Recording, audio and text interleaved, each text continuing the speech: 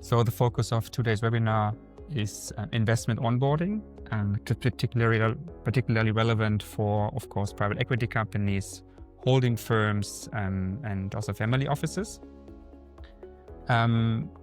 We have, I think, a general situation which every one of us is aware of. First of all, I think it's pretty clear companies that are data-driven, and when it comes to transparency, KPI steering, are much more efficient and also grow faster. So there is, I think, an intrinsic motivation to use all the data in a company, and that is particularly relevant when it comes to investment onboarding. And the second aspect is many companies usually only experience multiple expansion when they have some operational improvement, which is, I think, different to, for example, 3 to 4 years ago when we still had relatively low interest rates. Keeping this in mind, we have created this webinar and I think quite interesting approach that we are outlining here, which is relevant for all private equity firms as soon as they start acquiring new targets. Before we go into the details, I will give you a quick introduction of who I am and who Novemcore is as a consulting firm. And then we will dive deep into our 90 days investment onboarding process that we have defined based on, of course, projects that we have done so far.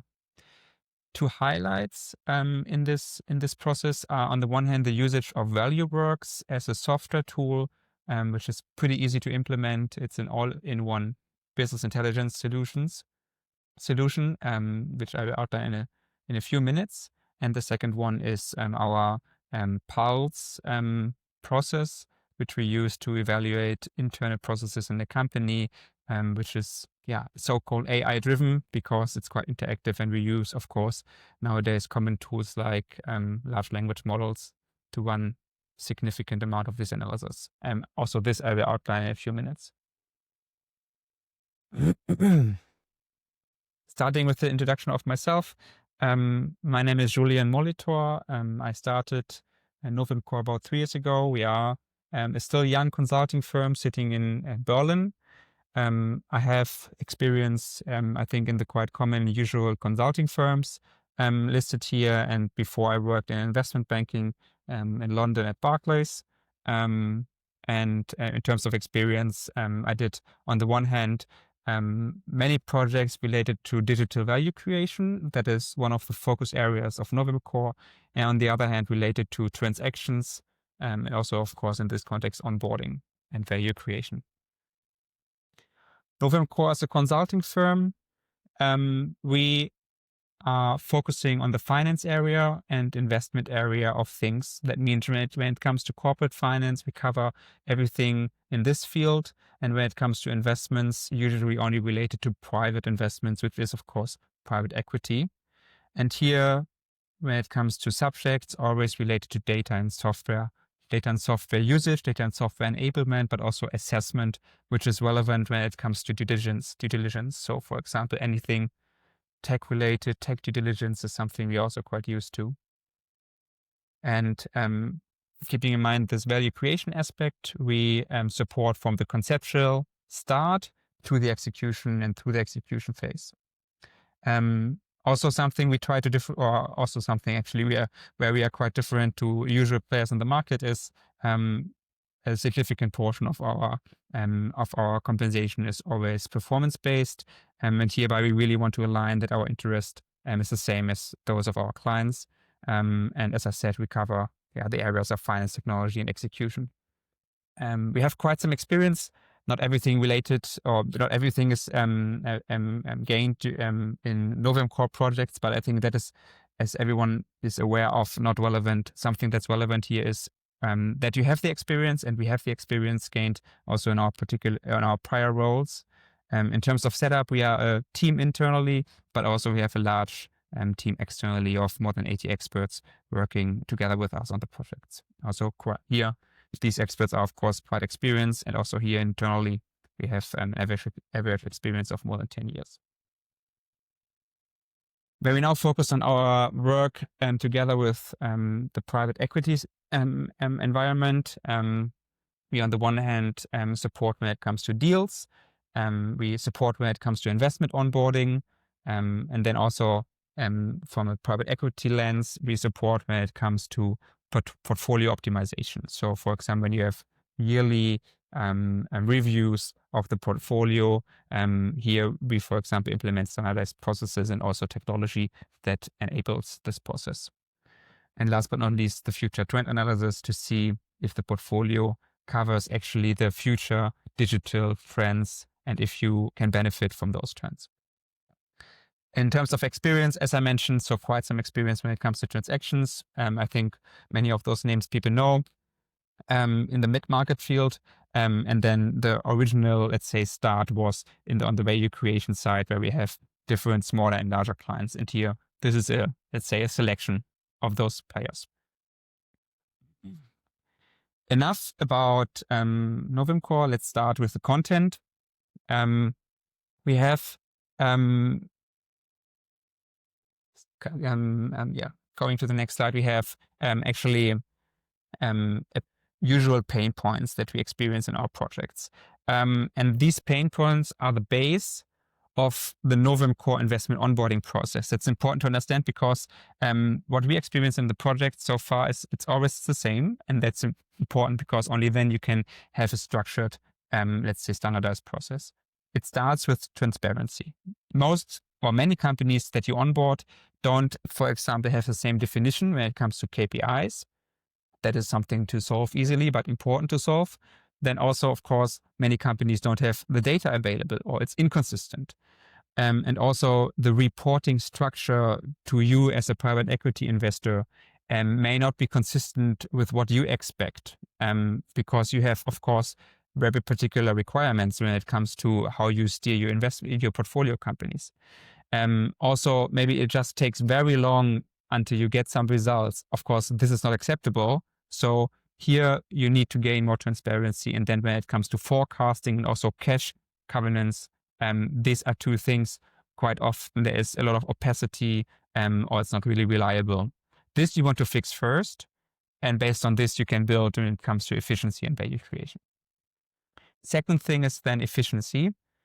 You have basically three areas, I would say. On the one hand, inefficient capital usage. Like, for example, working capital is not used efficiently. Days of sales outstanding is quite high and so on. Then also the procure to pay process often is quite inefficient. Also here, first of all, you need to gain transparency, but then also in terms of processes, you can increase efficiency. Then the second, let's say, bucket is everything related to IT. So for example, the IT setup is insufficient, that current IT systems are outdated, they do not communicate, maybe some of the processes are not even covered by IT, so it's more or less manual and so on. And also the linkage of also the technical linkage actually of objectives and key results, that means KPIs, is not existing yet. And the last bucket is everything related to processes and human capacity. So first of all, you need to understand where processes are maybe manual, where there are gaps. Inefficient organizational setups are also quite a problem. And then, of course, if there are some skills missing that need to be closed. And the last aspect then is the digital value creation component. So does the company use the data it has to, for example, optimize prices, to better address customers? But then also in terms of new technologies nowadays, does the company use, for example, any sort of AI technologies that can be used to optimize business? And something that we are also quite, let's say, experienced with is are there actually ways to better monetize data? It doesn't only mean to sell the data. Usually it more means to, for example, shift or change the business model to better use the data and maybe have some sort of subscription-based models where you can even offer the data to the existing customers. So based on these, let's say, three areas, and we have defined the 30, 60, 90 days onboarding process. So starting with transparency, going to efficiency, and ending up with value creation. And here we have also very let's say, defined outcomes, because like consulting nowadays, also in terms of what is the budget that people are willing to spend on consulting should not be let's say tailored where it is not required. And that means we have very standardized reportings. These are of course always adjusted, but in terms of outcomes, it is pretty clear from the beginning because the process always looks quite similar. Now I would like to go through these 3 phases one by one. And also here I have prepared more details. Starting with the first one. So the 30 days. In the first week, you have to be clear with the target or with the portfolio company what you expect. So when I basically look at what are, let's say, the success factors, I call them impact factors here. You usually, as a private equity firm, you have a playbook in place, something you can directly send them. It's on shelf and say, you need to report quarterly, monthly, weekly, this sort of KPIs. And then you need to agree on what sort of KPIs are relevant to the business, because this is, of course, not always the same depending on the business model, the industry, and so on. And then you need to be clear and discuss with the team, like, is it actually possible? Because sometimes, for example, data is not collected. So it's more a value creation aspect, because you need to first have certain IT systems in place to collect the data and so on. But then when you have, let's say, a clear alignment on what is required in terms of expectations, what are the key KPIs, and describing the business setup and situation, and what is actually feasible, then you can go to the next steps of this process to, let's say, set everything up. Also here, I will send out this presentation afterwards to all of you anyways, but still, it's important to always mention that this ownership aspect is extremely relevant. So everyone needs to be aligned in the portfolio companies, not only the board and the C-level, and then they need to agree on these set of KPIs. In the process, when I go one step back to the previous slide, also here we show, like, usually in this 30 days process, we have workshops with the relevant stakeholders. We have forms to ask them what sort of KPIs are relevant and so on. This is then like the KPI definition as a result of all of this. Now, also in terms of results of this, I always try to make it tangible, especially when I send it out afterwards. So I put here, for example, what are the key elements of this playbook? I think it helps when you compare to what you have currently in place. So, for example, requirements definition. That is standard, I would say. You have a KPI definition set, which is a result of this communication with the new portfolio company.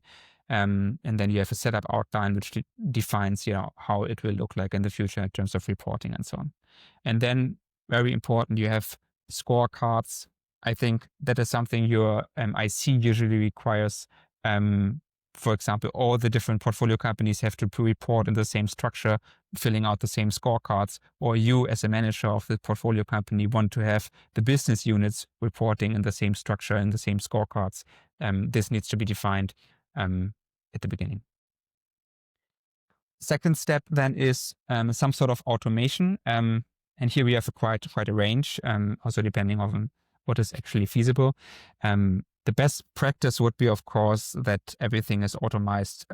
So, for example, the operations level delivers the data, and then everything afterwards happens automatically, and you as an investor get the report. Or in the best case, you can have a self-service tool where you can click together your own report. Of course, that's not always the reality, but at least how the different, let's say, views report to the upper level and so on, and how the different KPI data is aggregated should be automized and standardized.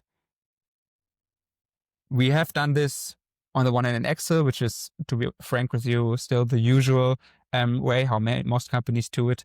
Power BI is something that is, I think, quite a valid option, even though many people don't like it, but still it gives you sufficient freedom and gives you a lot of automation capability and ability if you are capable of doing it. And then of course, ValueWorks, which I mentioned and I will outline here in a second.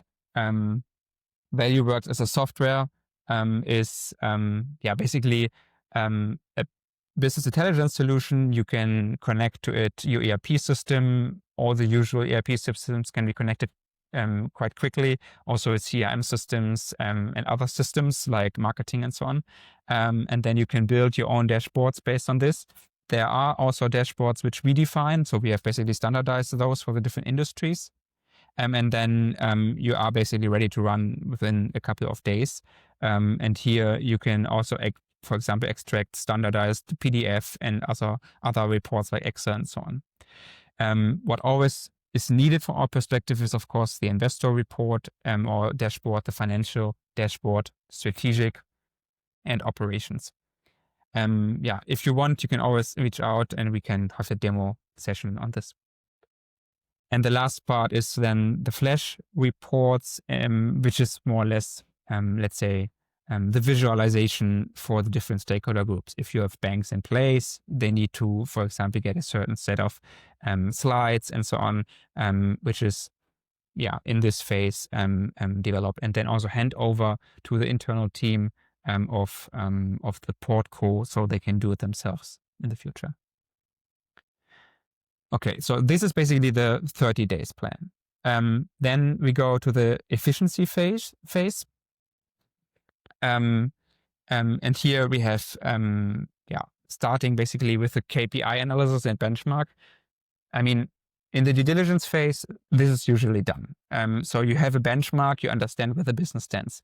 But also here, I mean, when you are now the owner of the business, or at least the investor, you have access to much more data and you also usually have a better understanding. So you run some certain analysis once again, or you go deeper.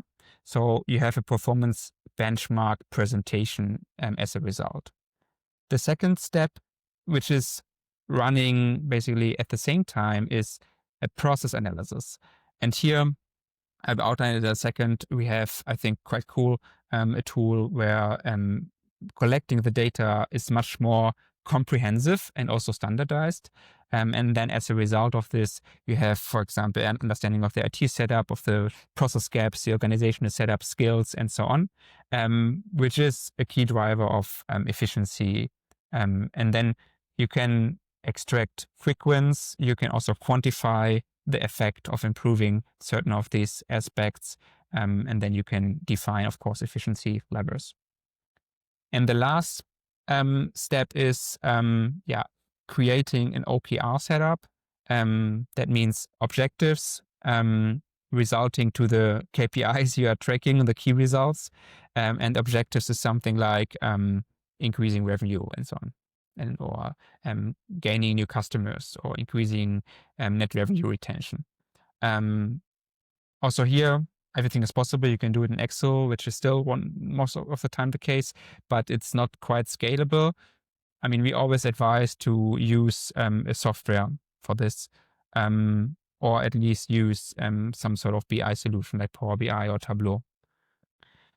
Here, I also want to mention that ValueWorks has an OKR system in place, so you can have tracking of the KPIs and you can directly connect your objectives and key results, and you can then also define responsibilities on a person level, which I think is quite helpful if you want to make sure that the OKRs are eventually successfully reached.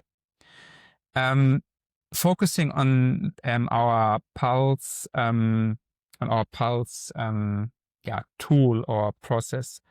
So you can think of it this way. At the beginning, usually you have interviews or you have standardized forms, maybe a Microsoft form and so on, to ask the people, what are you actually doing? And do you see any inefficiencies, or is there any gap in the process or any IT dependent gap?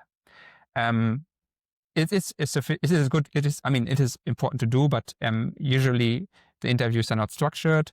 Documentation is not consistent. And also, of course, you cannot talk to everyone, especially if you have an organization of more than, let's say, 50 people. What we did now is to use the usual LLMs to do this process for us. And then you can have either a full-scale input session of all the different employees, but which usually makes more sense is to focus on the key roles. And then if there are if there's anything that is particularly striking, you can still have a second interview with those people, but you have a very consistent base and a full understanding of what's going on. And for our experience, actually, some of the details that come out of this when people talk to AI systems are actually different and even more interesting and helpful than if you have a usual interview. As a result of this process, you have a process map, very granular. I mean, that sort of granularity is difficult to reach if you do it by hand. At least it would take much more time. And then second step is you do analysis. So what is the result of this? You have performance scorecards of the different processes. You can see which processes may be inefficient or costly. And you have a process and IT gap analysis. So we have basically a map of all the different IT software solutions in the company and how they interact and where there are also gaps or manual processes in between. And then, I mean, you have the rock solid base, I would say, and then you can start with the last, let's say, optimization phase. Of course, that is human driven. Because you have such a big database, you use AI to analyze all the inputs. But as a person, you can think of what are the different levers to improve, and then you can quantify based on, for example, how much time do you need for this process. When people say 60 days and you see that this can be improved by 50%, you have a 30 days efficiency improvement, which of course directly translate into cost savings. Yeah, this is something we have done quite a lot also for non-private equity related companies. And this overall is then our Pulse process analysis results. Also here, if you have any questions, feel free to reach out to us afterwards. And then the last phase is the 90 days value creation, let's say, step. Here, we have, let's say, two components. We have on the one hand, the IT setup optimization. My perspective is this is, let's say, a default requirement, and then optional is the data value monetization. I mean, most people don't really have it on a radar, and they don't really say it's important to focus on data value monetization now. But to be very honest, I think this is something that is quite relevant in the next 10 years. And if you are considering to exit in the next 7 years, for example, I think there is maybe some opportunity you miss if you don't consider it. But starting with the IT setup optimization, here you look at the different functions of the firm. The core functions are like sales, customer success, operations, also depending, of course, on the company. And then you have the support functions like FP&A, other functions like marketing, HR, and so on. And here you do a system map, and also based on the inputs from the process analysis, so the Pulse analysis we did before, you can quite rapidly define what sort of system requirements you have and what sort of systems are missing. And then you can define an IT roadmap which outlines what is the target state in, let's say, 3 years of time. I wouldn't go further. And then like what are the different systems that need to be implemented first and then over time. Also, when you have, like in the next, let's say this is the first week of the month number 3. So 30 days are the first month, 30 to 60 days are the second month, 60 to 90 days are the third month of onboarding. Here in the second and third week of the third month, you then define how the different systems you want to have fit together. Because on the IT plan defined before, you don't define the software you want, like not the name, like I want SAP, I want Dynamics, I want whatever, Jira, Personio, but you define what is required in terms of functionality. And then now you look at what do the systems need to fulfill to communicate together. You build this sort of landscape, how they need to interact. Also, also in terms of automation, how they need to communicate and what, for example, data transfers between those systems need to be automated, also maybe to replace some manual processes at the moment. And then you can look for sufficient data solutions, sufficient software solutions, I mean. So this is basically results of these two steps of this last phase. Of course, implementation takes longer. That is obvious, but you need to have a clear view on what needs to be done and when it needs to be done.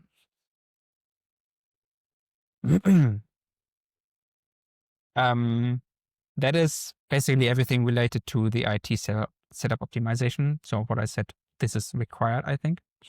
And also here we have like a standard, let's say, documentation, how we do it usually.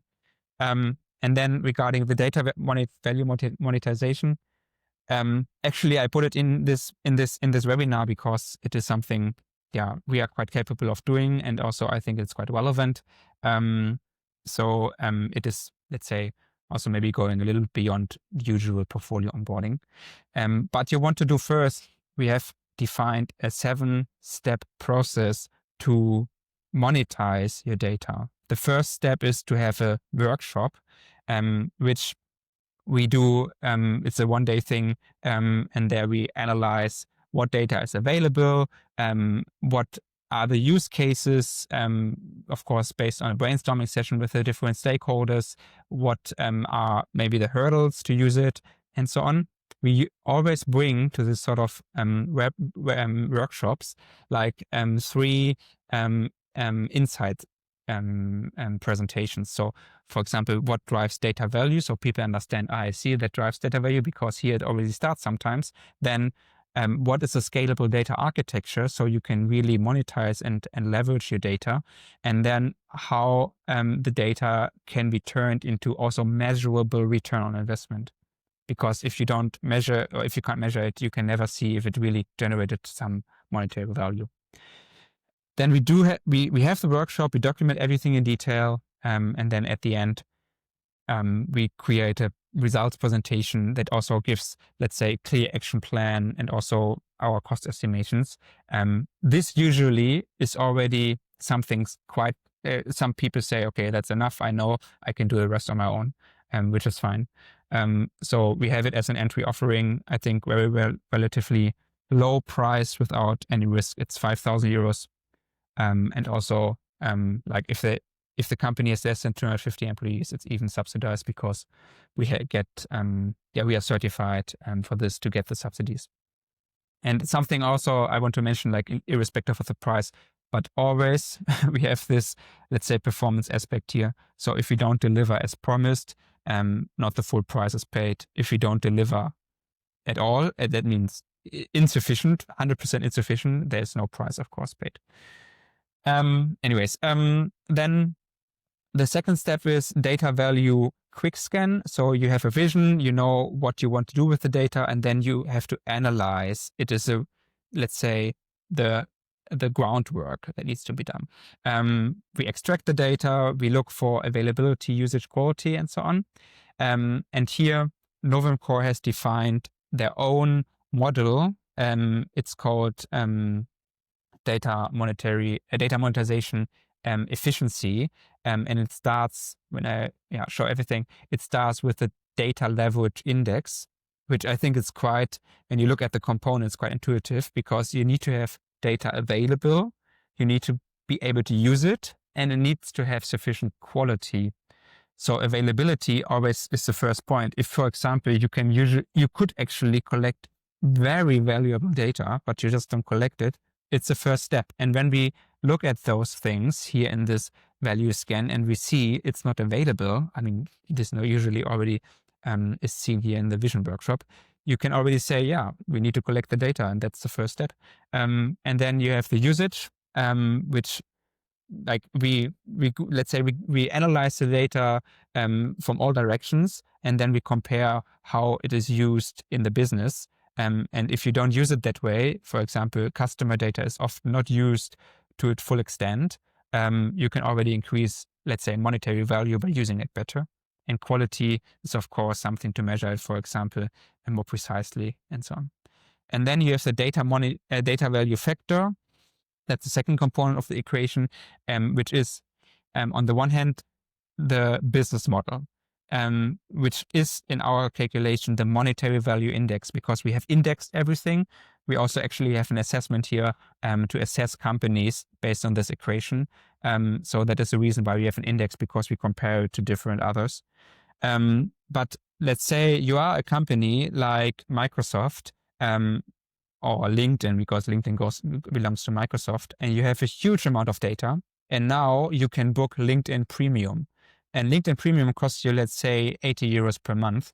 And Microsoft monetizes their data by having this business model of having a premium service. And this basically means, can you exploit the value of your data with your current business model? Regulatory freedom is clear. I mean, if you are, for example, in healthcare, there's quite some restrictions, or also in financial services. And then uniqueness, like if you have weather data is not relevant at all, because everyone has it on their iPhone. But if you have, let's say, health-related data, it might be quite valuable. And this in combination then results the monetization effectiveness. We also have a white paper on this. I think that goes much deeper. Then the steps 3 and 4. I mean, this is not really generalizable because it depends on the use case, but you build a rapid pilot first. It should take more than 2 weeks to see if there is some value that can be gained from this idea. And also after this time, you do a review with the stakeholders, also based on KPIs. So it shouldn't cost a lot, to be frank. And here, in terms of monetization approaches, we also have 5 models how you can monetize. You have the efficiency improvement, which is clear. I mean, you can improve, for example, internal processes by better analyzing certain activity. Then you can, of course, increase the value from your customers by using data. You can sell the data. It's not done that often. We have some experience with it. And I think especially if you are, for example, Snowflake user, I mean, there's so much potential. I will be frank. I mean, if this is something, I think people and companies using Snowflake, I think it's a matter of time that every one of them starts to consider also offering some of the data in any or another way. Then hybrid data products can be used. I mean, this, for example, LinkedIn example I did is one good use case. And last but not least, you can reduce risk or any sort of loss prevention. I mean, in insurance services, that is quite important. And the last 3 steps then are the scale blueprint. I mean, let's say here in the pilot review, you say it is actually a quite good idea. It is generating value, and also it can be monetized. Maybe it's even already monetized in this phase. And then you decide we want to go larger, and then you want to scale this blueprint. So you need to define a very standardized model, how it can be rolled out. And then you need to transfer it maybe to different use cases, different business units, different products, and so on. And then you need to steadily track the value generated from that data.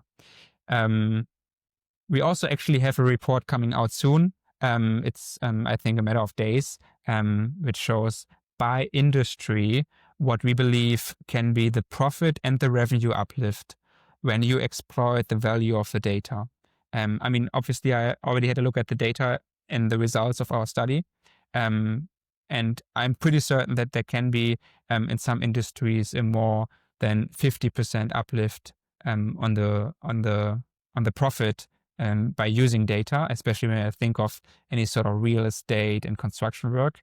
And also in the more, let's say, digitalized areas like financial services, there's also lots of potential. Not that much compared to this very non-digitalized areas, but still double-digit revenue increase and also profit increase is definitely feasible, we believe.